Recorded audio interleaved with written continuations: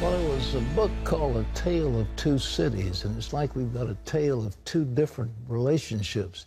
Our president goes overseas. He's treated as a conquering hero. He's given a hero's welcome, a welcome fit for a king, makes several $100 billion worth of deals, and leaves on his plane to arrive in Israel. At home, the yakking of the left is still reaching crescendo as yap, yap, yap. And I began to think, why are they yapping? Why do they Democrats yap? Well, it's easy to figure if you think. They refuse to acknowledge the truth. And the truth is the American people in this last election didn't want what they were selling. They didn't want higher health care premiums. They didn't want higher taxes. They didn't want more socialism. And they didn't want a collapse of our foreign policy. They didn't want any of that stuff. And they voted against it. But the Democrats refused to acknowledge that that was the problem. So they say it had to be a nefarious Russian plot. And only a nefarious Russian plot that stole our election could have accounted for the fact that we lost. Well, we'll see. But unfortunately, they've appointed a special prosecutor. Alan Dershowitz had a good column about that, and he said, look, what Trump ought to do is set up a commission. There was a commission to investigate the shooting of John F. Kennedy. There have been other commissions that are high-level commissions, and they do their work and then they quit. But a special prosecutor never stops. They never stop. They just keep on looking, keep on digging, keeping on taking witnesses, keeping on spending money. They never stop. So that was a mistake. Okay, let's get to the news. Terry, what do you got? Well, on this very successful international trip that the president is on, he also visited two of the major religious sites in Jerusalem, the Church of the Holy Sepulchre, where many believe that Jesus rose from the dead, and the Western Wall, which is next to the Temple Mount. Chris Mitchell brings us the story from Jerusalem. Israeli Prime Minister Benjamin Netanyahu greeted U.S. President Donald Trump at Tel Aviv's Ben Gurion Airport. Your visit here, Mr. President, is truly historic. Never before has the first foreign trip of a president of the United States included a visit to Israel. Thank you, Mr. President. We love Israel. We respect Israel. And I send your people the warmest greetings from your friend and ally, all of the people in the United States of America. We are with you. Mr. President, we want to move forward, and we must do it together with America. Thank you. Thank you. I'm honored to be in the great state of Israel, the homeland of the Jewish people. I am awed by the beauty and majesty of this sacred and very holy land.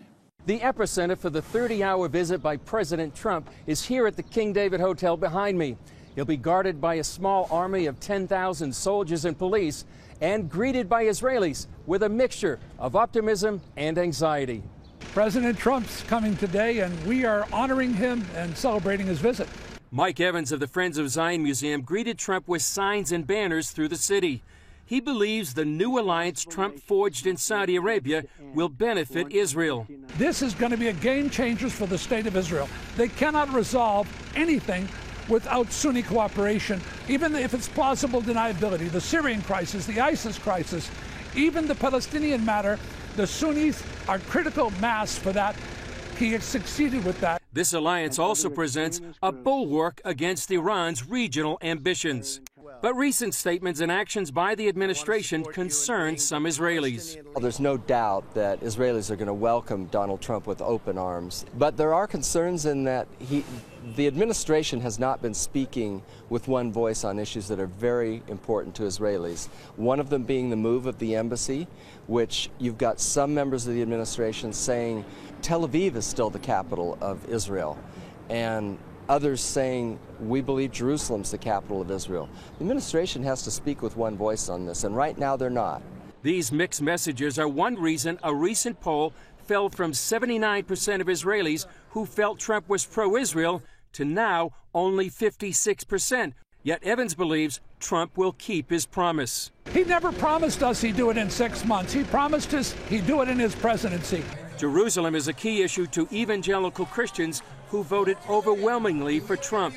Trump may ask for patience, he may get patience, but in the end they want to see that happen. And right now that's at odds with U.S. policy in the State Department. President Trump will meet with Netanyahu for talks, and tomorrow he meets with Palestinian Authority President Mahmoud Abbas, with a goal to begin once again peace negotiations between Palestinians and Israelis. Chris Mitchell, CBN News, Jerusalem. Well, President Trump arrived in Tel Aviv today for the first ever direct flight to Israel from Saudi Arabia. And there he made an important speech to Muslim leaders on taking on terrorism. Our David Brody is traveling with the president and brings us that story.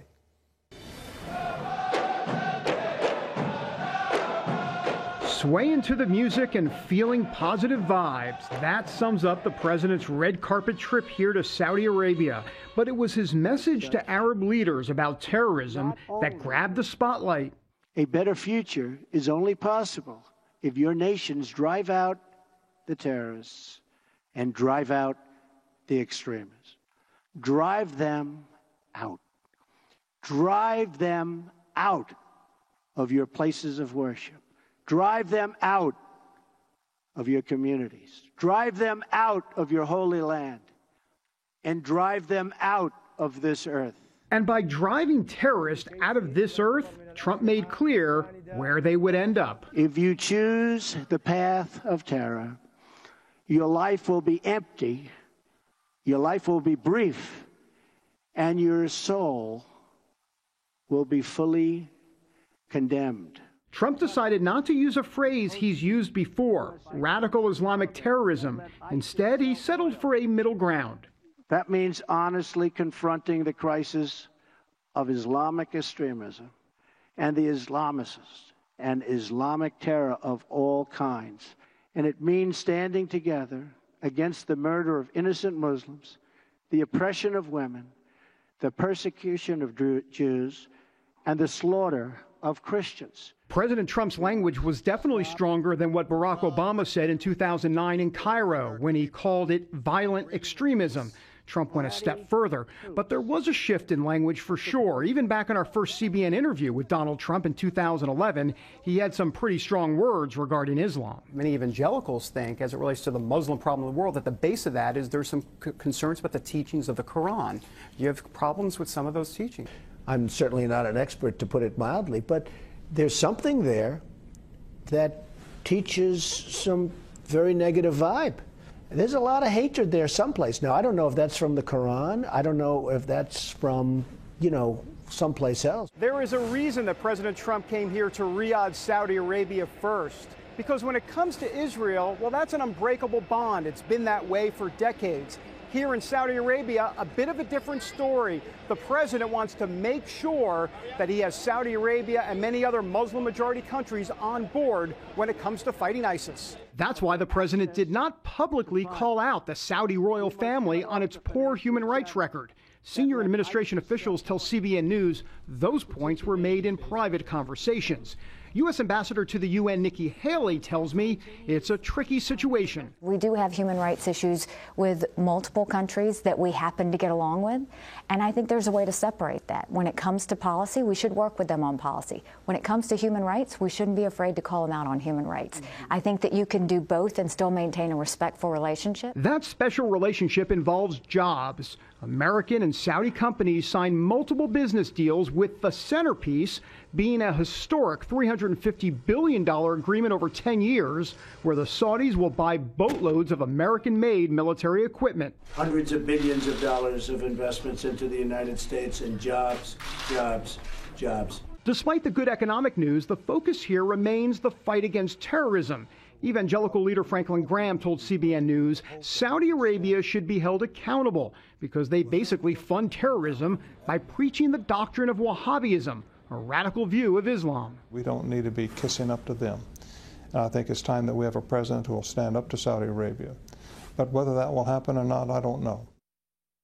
It's clear terrorism won't stop with the flick of a switch, But the president hopes the launch of a global counter-extremism center will have an impact.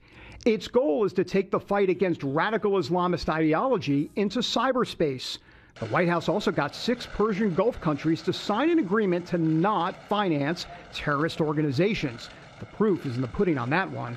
The Saudi foreign minister knows transformation is needed in his region. If we can change the conversation in the U.S. and in the West from enmity towards the Islamic world to one of partnership, we will have truly changed our world, and we will have truly drowned the voices of extremism, and we will have drained the swamps from which extremism and terrorism emanates. Senior administration officials tell CBN News that ultimately this is all about marching the ball down the field against fighting ISIS. And remember here, it's important to note, Saudi Arabia is a strong player in the Middle East, but so is Iran. And Iran is a common enemy of both Saudi Arabia and America. So a stronger Saudi Arabia here in the Middle East helps American interest, as Donald Trump would say, big league.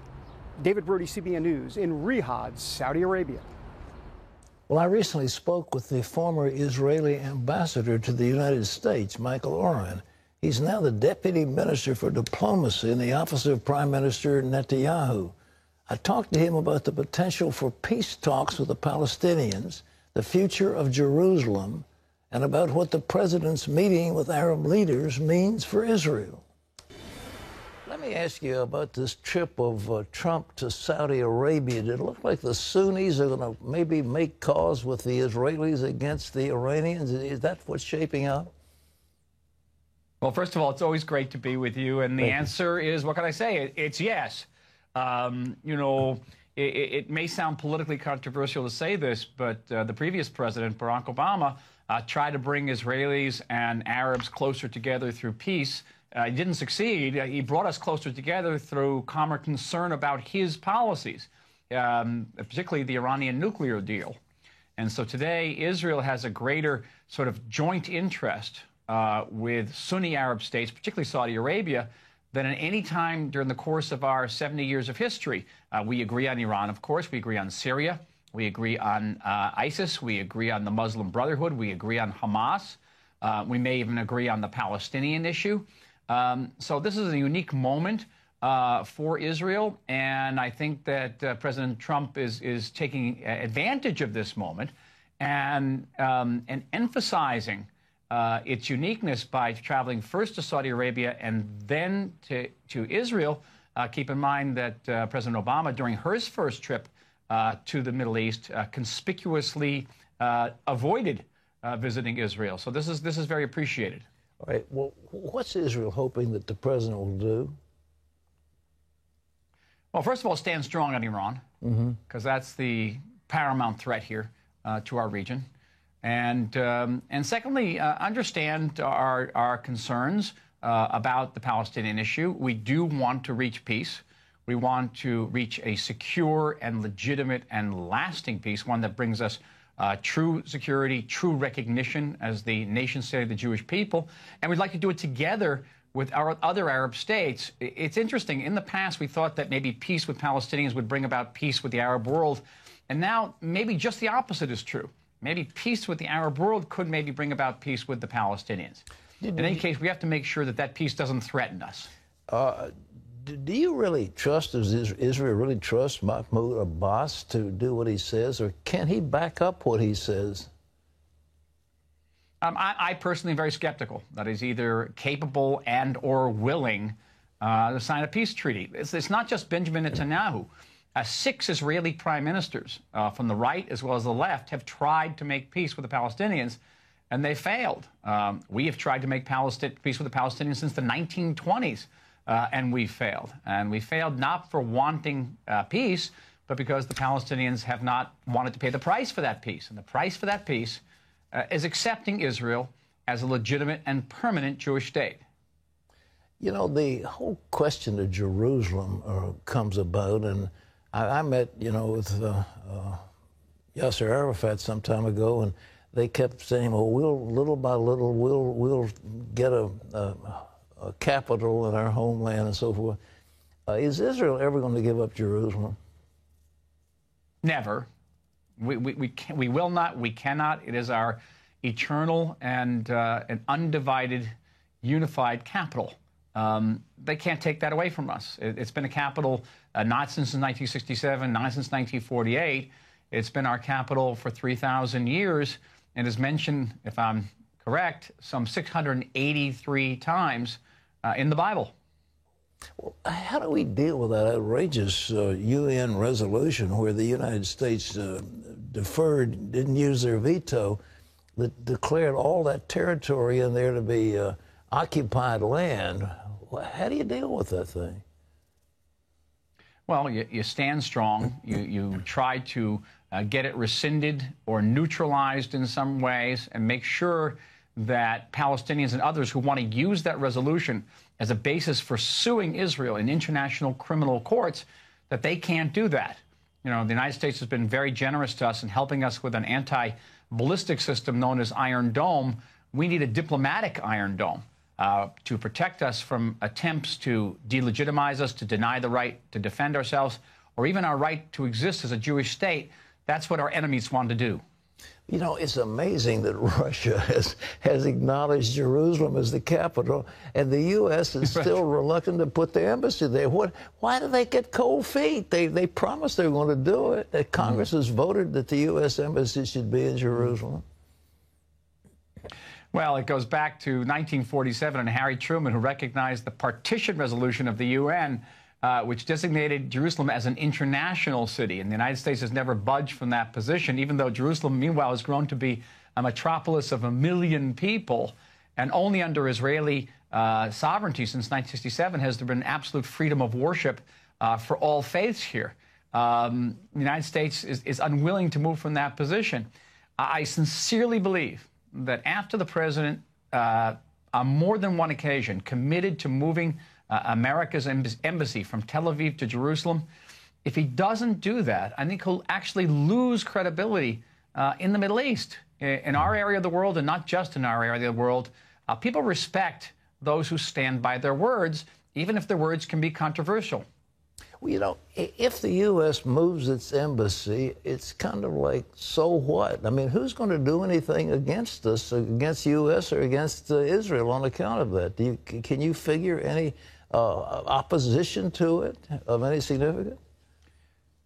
Well, I can't rule out the possibility of protests, you know, in Jerusalem or in the region. I'll just tell you a very quick story. When I was ambassador in 2011, there was going to be a UN resolution very similar to the one that the United States abstained on several months ago that condemned Israel for making settlements. And it was at the time of the Arab Spring 2011. And I was called into the White House, and I was told with 100% certainty, 100%, that if the United States cast a veto on that resolution, that American embassies throughout the entire Middle East would go up in flames. And the next day, the United States cast a veto, and you know what happened? You know what happened? Absolutely nothing. Not a single stone was thrown. I think it'd be the same thing if we move our embassy. Is there anything else that Bibi's going to ask Trump when he gets here that you haven't told us about? Well, I think that we're going to discuss the whole spectrum of threats facing Israel in the Middle East. That includes ISIS. It includes Iranian aggression, both in Syria, in Iraq, and in Yemen. The stability of Egypt and of Jordan is crucial for this entire region.